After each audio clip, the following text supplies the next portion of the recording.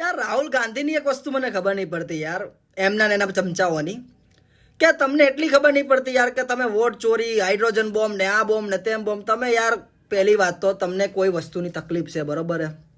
Election કમિશનથી કોઈ પણ પ્રકારની તમને તકલીફ છે, તમે સીધી રીતે એફિડેવિટ કરાવી દો કે અમને આ તકલીફ છે, આ વસ્તુમાં તમે તપાસ ચાલુ કરો, એટલે ઇસી આપણે કરી દે, ઇલેક્શન કમિશન કરી દેશે ચાલુ. એમણે કીધું તો ખરી યાર.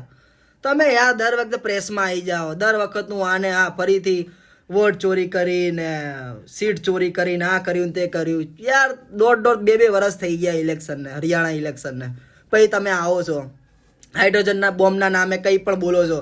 પછી બ્રાઝિલની યાર મોડેલને ઉઠાઈને લાવી દીધી બિચારીને, તે એરિયે બિચારી વિડીયો બનાવી કહેશે કે યાર શું થાય છે યાર, હું કદી ઇન્ડિયા ગઈ નહીં જીવનમાં, અને મારું ક્યાં વોટનું બહાર આવી ગયું ને એનો નંબર તેના ઇલેક્શન કાર્ડનો નંબર મેચ કરવામાં આવે તો બીજું કોઈક નીકળે છે. વાહ, જબરું હો બાકી.